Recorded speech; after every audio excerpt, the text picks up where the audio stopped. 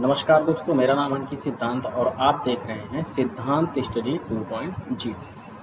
दोस्तों, आज हम कक्षा 10 की मैथ पढ़ेंगे, द्विघात समीकरण चैप्टर नंबर 4। काफ़ी महत्वपूर्ण आज प्रश्नों को हम करने वाले हैं। तो चलिए शुरू करते हैं आज का वीडियो। यहाँ पे आपको पहला प्रश्न दिया है आज के सेशन का, समीकरण x² - 7x + 12 = 0 के मूलों के व्युत्क्रमों का योगफल ज्ञात कीजिए।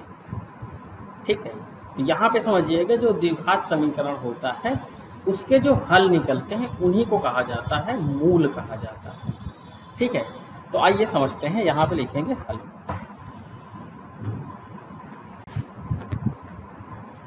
यहाँ पे प्रश्न दे रखा है कि x² - 7x + 12 = 0। इस प्रश्न को हम कई तरीके से हल कर सकते हैं।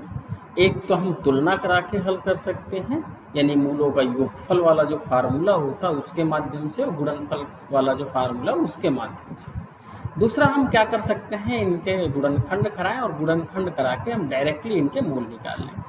तो आइए हम डायरेक्टली इनके गुणनखंड करके मूल निकाल लेते हैं।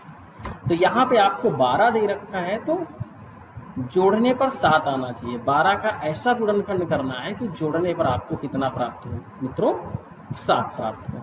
तो समझिएगा x² - यहाँ पे 4 थे ही 12, और 4 + 3 अगर हम जोड़ेंगे तो 7 आएगा। तो 4 + 3 x + 12 = 0। क्या ये बात आपको क्लियर है? ठीक है, आइए समझते हैं, इसको सॉल्व करते हैं। तो हो जाएगा x² - 4x minus plus minus 3x + 12 = 0। ठीक है, आइए इसमें कॉमन ले लेते हैं इनमें। तो यहाँ पे इनमें कॉमन मिलेगा x, तो यहाँ अंदर बचेगा x - 4। यहाँ पे -3 कॉमन मिलेगा, तो यहाँ बचेगा x, माइनस का अंदर गुणा होगा प्लस में, तो माइनस कर देगा। तो 3 चौक 12 = 0। क्या ये बात आपको क्लियर है? अच्छा, तो यहाँ पे हमारे पास x - 4 आया और एक आया x - 3 = 0। जब हम x - 4 को 0 के बराबर लेंगे तो यहाँ आ जाएगा x - 4 = 0, यानी x = 4। ऐसे ही हम क्या करेंगे, यहाँ पे समझिएगा कि x - 3 = 0, तो x बराबर कितना निकल के आएगा, प्लस कर दो। तो हमारे पास x के जो 2 मान निकल के आए हैं, एक आया है x = 3 और एक आया है x = 4।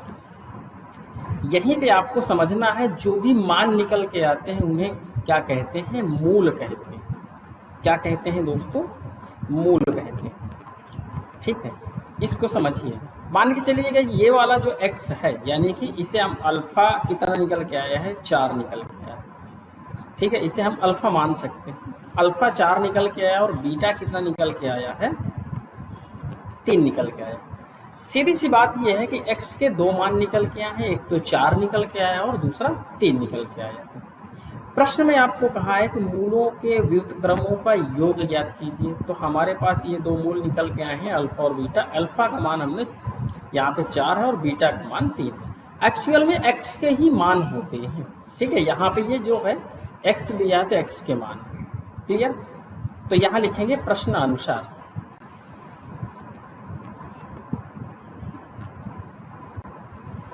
प्रश्न क्या कह रहा है कि इनका व्युत्क्रम करके, व्युत्क्रम का मतलब होता है उल्टा करके, उल्टा करके जोड़ने का योग चाहिए। तो यहाँ समझिएगा, यानी कि 1/α + 1/β। ठीक है, 1/α यानी कि 1/4 प्लस 1/3। ठीक है, तो यहाँ हो जाएगा, समझिएगा इस बात को, नीचे एलसीएम आ जाएगा 12, तो ये हो जाएगा 3 एकम 3 और ये हो जाएगा 4 एकम 4। क्लियर है प्यारे मित्रों? तो यहाँ पे हो जाएगा 4 3 7, यानी 7/12। तो हमने क्या निकाली है, यहाँ पे 1/α + 1/β, यानी इनके व्युत्क्रम करके इनके योग का मान कितना निकल के आया है, 7/12 निकल के आया है। क्या इतनी बात आपको समझ में आई है? क्लियर है प्यारे विद्यार्थियों? आइए इसी प्रकार से हम क्या करते हैं, अगले प्रश्न को सॉल्व करते हैं। इस प्रश्न को आप ध्यान से पढ़िएगा और ये एज से रिलेटेड है। और देखिए यहाँ पे ये 2023 में प्रश्न पूछा गया है। बोर्ड एग्जाम में अक्सर इस तरीके के प्रश्न आते हैं, तो इनमें ये भाषा वाले सवाल हैं। इन भाषा वाले सवालों को आपको ध्यान से पढ़ना होता है। तो आइए पहले सवाल को आप ध्यान से पढ़िएगा और फिर इसको हम सॉल्व करते हैं। तो पहले आप इस सवाल को पढ़ लीजिएगा, ठीक है। इसमें क्या दे रखा है कि सुनीता की 2 वर्ष पूर्व की आयु और अब से 4 वर्ष बाद की आयु का गुणनफल उसकी वर्तमान आयु के दुगने से 1 वर्ष अधिक है। उसकी वर्तमान आयु ज्ञात कीजिए। आइए इस प्रश्न को हम समझते हैं। यहाँ पे लिखेंगे हल। सवाल को जब भी आप करिएगा तो बड़े ध्यान से पढ़िएगा और भाषा वाले जो सवाल होते हैं उनकी भाषा को समझने का प्रयास कीजिए, ठीक है। तो हम क्या करते हैं, सुनीता की वर्तमान आयु मान लेते हैं। यहाँ लिखेंगे माना सुनीता की वर्तमान आयु बराबर x वर्ष, ठीक है। हमने सुनीता की जो आयु है वर्तमान वाली वो हमने x मान लिया है। देखो क्योंकि यहाँ कह रहा है उसकी वर्तमान आयु, यानी उसकी का मतलब क्या है, यहाँ पे सुनीता की बात हो। क्या इतनी बातें आपको समझ में आई? आप समझिएगा सुनीता की 2 वर्ष पूर्व की आयु, तो सुनीता की वर्तमान आयु ये है, तो हम 2 वर्ष पीछे जाएंगे। तो यहाँ पे लिखेंगे 2 वर्ष पूर्व सुनीता की आयु, 2 वर्ष पूर्व सुनीता की आयु। तो 2 वर्ष पहले सुनीता की आयु कितनी थी? देखो ये तो है प्रेजेंट की आयु, तो हम क्या करेंगे, वर्तमान की जो आयु है उससे क्या करेंगे, हम यहाँ पे 2 वर्ष पूर्व यानी 2 घटा देंगे, तो x माइनस 2 वर्ष। क्या ये बात आपको समझ में आई? अच्छा, आगे इसमें क्या कहा है कि अब से मतलब है वर्तमान आयु से, अब से 4 वर्ष बाद आयु, ठीक है। तो हम यहाँ पे 4 वर्ष बाद आयु निकाल लेते हैं, किसकी, सुनीता की। तो 4 वर्ष बाद सुनीता की आयु, ठीक है। अब से मतलब वर्तमान समय से। जैसे यहाँ पे मान के चलिए कि 2026 चल रहा है, 2026 में कोई व्यक्ति मान के चलो जितने भी वर्ष का है, ठीक है, उसमें हम क्या करेंगे, 4 साल बाद यानी 2030 में उसकी एज कितनी हो जाएगी। तो जैसे यहाँ पे वर्तमान है उसकी x, तो इसमें हम क्या करेंगे, 4 वर्ष भैया जोड़ेंगे। क्लियर है प्यारे विद्यार्थियों? अच्छा, अब हम यहाँ लिखेंगे प्रश्नानुसार।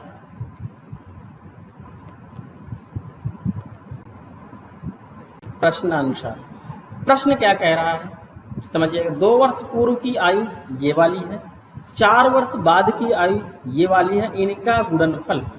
तो चलो, तो यहाँ लिखेंगे x माइनस 2, हमने 2 वर्ष पूर्व और 4 वर्ष बाद वाली आयु का क्या कराना है, गुणनफल कराना है। फिर क्या कह रहा है, उसकी वर्तमान आयु के दुगने से 1 वर्ष अधिक है। कितना, वर्तमान आयु के दुगने से, ये तो हो गई वर्तमान आयु, इसका दुगना से 1 अधिक। क्या इतनी बात आपको समझ में आ गई? अगर आपने यहाँ से यहाँ तक बना लिया तब तो फिर आसान है, तब आपको किसी प्रकार की कोई समस्या उत्पन्न होने वाली नहीं। तो आइए हम प्रश्न को सॉल्व करें। x का गुणा कराएंगे तो यहाँ आएगा x², इसका कराएंगे इसमें तो हो जाएगा माइनस का 2x, फिर 4 का कराते हैं इसमें तो प्लस का 4x, और 4 दूनी 8, 4 का 2 में कराएंगे तो 4 दूनी 8 बराबर 2x प्लस 1, ठीक है। तो ये हो जाएगा x², 4 में से 2 जाएंगे तो प्लस का बचेगा 2x माइनस 8, ठीक है, इनको भी इधर ले आते हैं तो माइनस का 2x प्लस 1 बराबर 0। ये बात आपको समझ में आई। अब ध्यान समझिएगा, यहाँ पे हम 2x से 2x को कैंसिल आउट कर सकते हैं। ठीक है, एक चीज़ यहाँ पे समझिएगा, यहाँ पे जब 1 को लेके आएंगे तो ये माइनस का रहेगा। ठीक है, तो हमारे पास एक्चुअल में बचा एक्स स्क्वायर माइनस 1 बराबर 0। ठीक है, यहाँ पे 1 और 8 ये बचा है तो 9 हो जाएगा। ठीक है, आओ इसमें समझते हैं। तो यहाँ हमारे पास बचा एक्स स्क्वायर माइनस 8 माइनस 1 बराबर 0। ठीक है, ध्यान से समझो, यहाँ पे ये 8 और 1 बचा है। इनको जब हम जोड़ेंगे तो ये हो जाएगा एक्स स्क्वायर माइनस 8 1 9 बराबर 0। 9 को हम लिख सकते हैं 3 का स्क्वायर, तो यहाँ पे ए स्क्वायर माइनस बी स्क्वायर का फार्मूला बन जाएगा। तो यहाँ हो जाएगा एक्स स्क्वायर माइनस 3 का स्क्वायर बराबर 0। तो एक ये हो जाएगा ए स्क्वायर माइनस बी स्क्वायर का क्या बन गया, फार्मूला बन गया। अब हम क्या करेंगे, यहाँ पे आ जाएगा एक पोस्ट में ए प्लस बी यानी एक्स प्लस 3 और एक्स माइनस 3 बराबर 0। क्या ये बात आपको समझ में आ गई? जब हम x प्लस 3 को 0 के बराबर लेंगे तो यहाँ आएगा x प्लस 3 बराबर 0 यानी x बराबर माइनस 3। दूसरा जब हम इसको 0 के बराबर लेंगे तो x माइनस 3 बराबर 0 यानी x बराबर 3।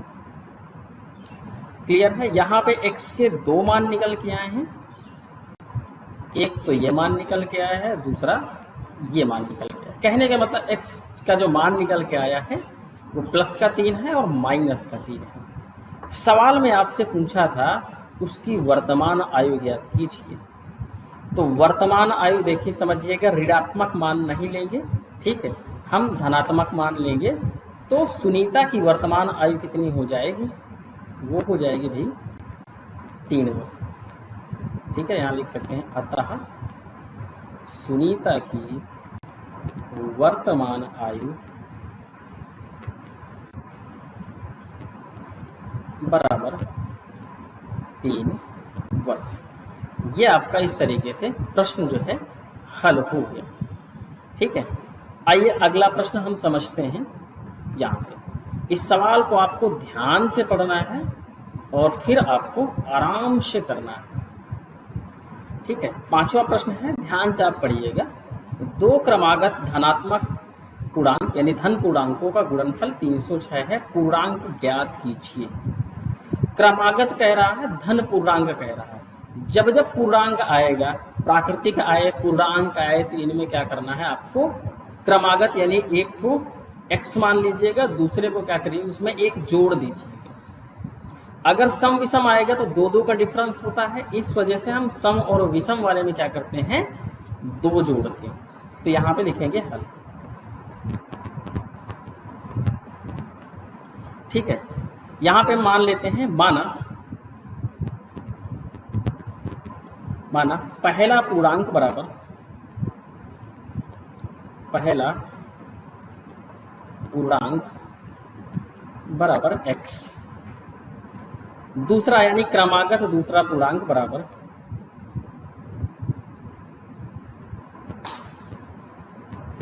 क्रमागत दूसरा पूर्णांक बराबर x प्लस 1। यहाँ पे आपको ध्यान रखना, अगर प्राकृतिक संख्या कहे, पूर्ण संख्या कहे, पूर्णांक संख्या कहे, तो इनमें हमें एक जोड़ना होगा। यदि आपको सम और विषम कहता है तो सम और विषम में 2 का अंतर होता है, इस वजह से उसमें हम 2 जोड़ते हैं जब क्रमागत की बात आती है। क्लियर है प्यारे विद्यार्थियों? आइए, इसको हमने इतना मान लिया। अब लिखेंगे प्रश्नानुसार।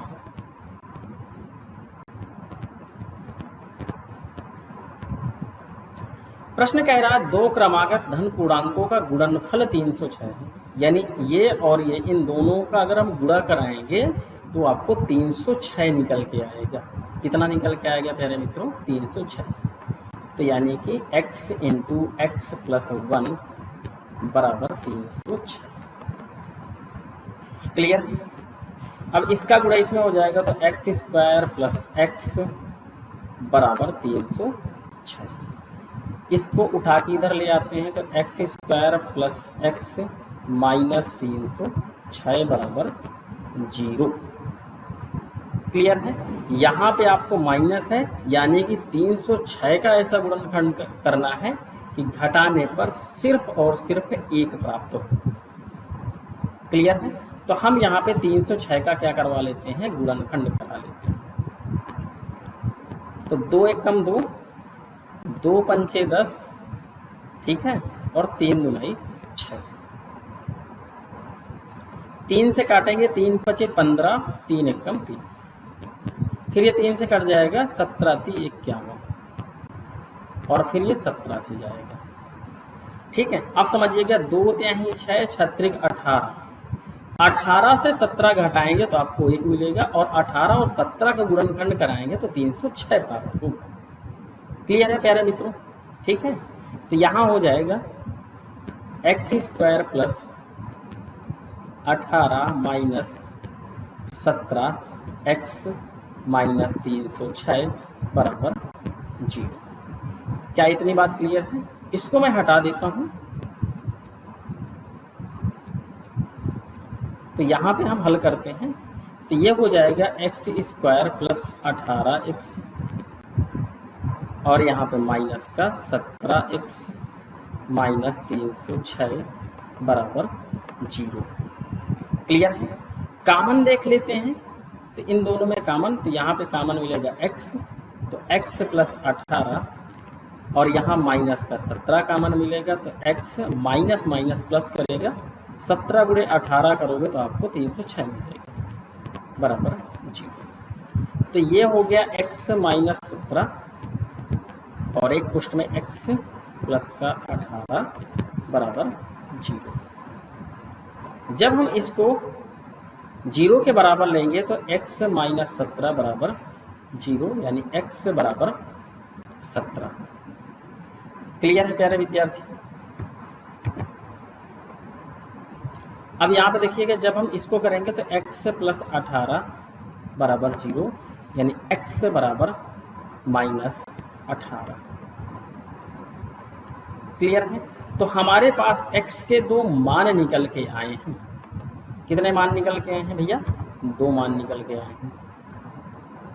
एक तो ये निकल के आया है, एक ये निकल के आया, और हमें क्या पूछा कि वो पूर्णांक क्या है, एक तो ये और एक ये। सवाल में कहा था धन पूर्णांक, इस वजह से हम इस वाले को नहीं लेंगे। ठीक है, तो यहाँ पे हो जाएगा, समझिएगा, यहाँ पे हमारा ये हो जाएगा, पहला पूर्णांक क्या हो जाएगा, पहला पूर्णांक आ जाएगा आपका, इसको हटा देते हैं, पहला पूर्णांक क्या है 17, और दूसरा पूर्णांक जो क्रमागत था ये कितना हो जाएगा,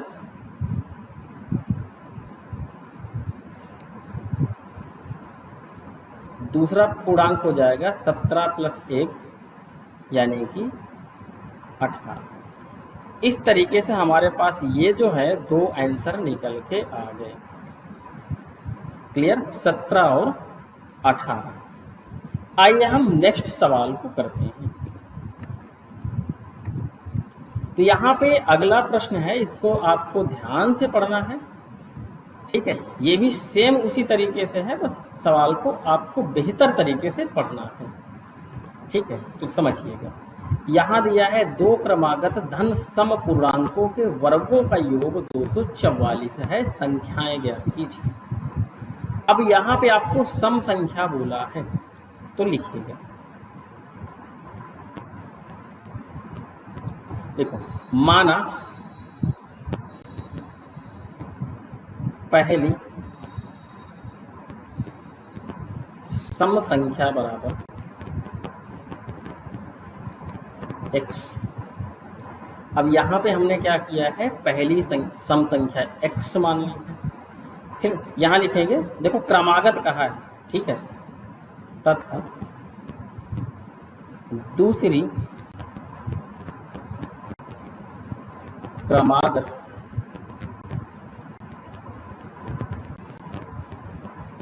सम संख्या बराबर x। अब आपको यहाँ पे बताना है कि आप यहाँ पे एक ऐड करेंगे कि दो ऐड करेंगे। यहाँ पे एक ऐड करेंगे कि दो ऐड करेंगे। तो ध्यान रखना है, जब भी आपको सम या विषम संख्या कहे तो वहाँ पे दो ऐड किया जाता है। कितना ऐड किया जाता है भैया? दो। उसका कारण है कोई भी सम संख्या होगी, जैसे मान के चलो यहाँ पे मैं गिनतियाँ लिख रहा हूँ 1 2 3 4 5 और 6। अगर मान लीजिएगा ये आपके पास एक सम संख्या है, तो इसके बाद दूसरी सम संख्या कितनी मिलेगी? 4। तो अगर ये x है तो आपको x में हम क्या जोड़ें कि 4 मिले, यानी 2 में हम क्या जोड़ें कि 4 मिले। तो जब 2 में हम 2 जोड़ेंगे तो 4 मिलेगा ना। इसलिए जब जब सम या विषम संख्या कहेगा तब हम क्या करेंगे? उसमें 2 जोड़ेंगे। क्लियर है प्यारे विद्यार्थियों?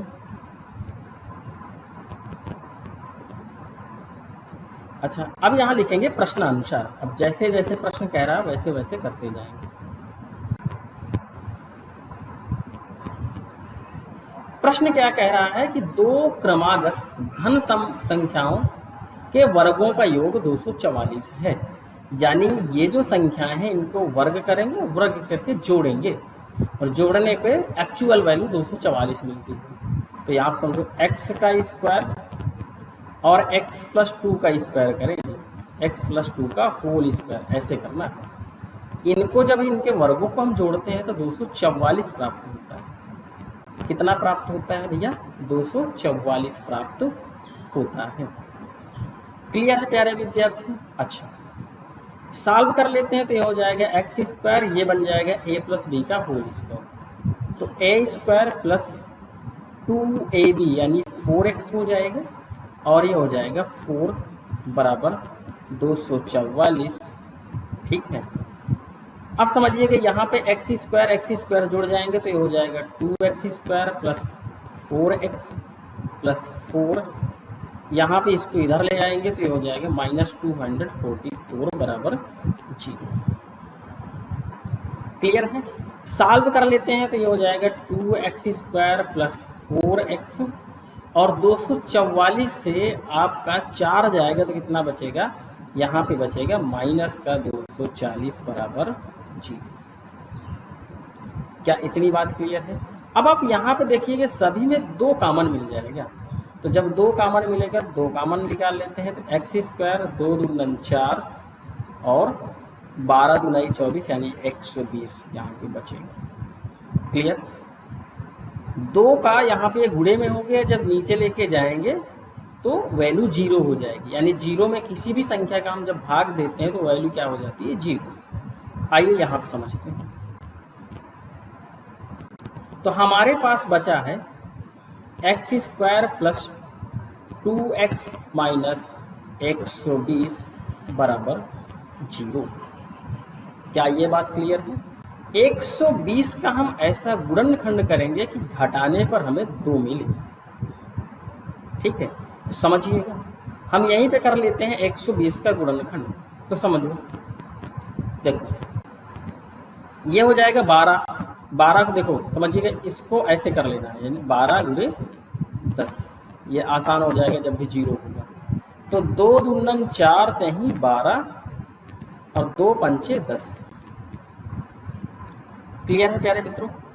इसमें हमें क्या करना है कि ये गुणनखंड हम किए हैं, घटाने पर हमें 2 मिले। समझिएगा, देखो 2 दूनी 4 तहीं 12, अब 12 दा हमें 120, अब 12 में से 10 जाएंगे तो हमें 2 मिल जाएगा। क्लियर है? तो हो गया, मैं इसको हटा रहा हूँ, ये आपको समझाने के लिए किया। तो यहाँ हो जाएगा x square plus 12 minus 10 x minus 120 बराबर 0। तो हो जाएगा x square plus 12x minus 10x minus 120 बराबर 0। क्लियर है? कॉमन देख लेते हैं तो ये हो जाएगा, इसमें मिलेगा x और यहाँ पे हो जाएगा 12, यहाँ पे माइनस 10 मिल जाएगा, ये होगा x। 10 का भाग देंगे 120 में तो कितनी बार जाएगा? 12 बार बराबर 0। ये माइनस इस माइनस को क्या कर देगा? प्लस कर देगा। क्लियर? तो हमारे पास आ गया x प्लस 12 और आ गया x माइनस का 10 बराबर 0। ठीक है, इतनी बात क्लियर है। इसको हम नेक्स्ट पेज में करते हैं। तो यहाँ पे हमारे पास आया था x प्लस 12 और x माइनस 10 बराबर 0, इतना ही तो आया था। x plus 12 x minus 10। ठीक है, तो जब हम x प्लस 12 को क्या करेंगे, 0 के बराबर करेंगे, तो x प्लस 12 बराबर 0, यानी x बराबर माइनस का 12। तो एक हमारे पास x की वैल्यू जो आई है वो x माइनस का 12 आई। दूसरा जब हम इसको करेंगे,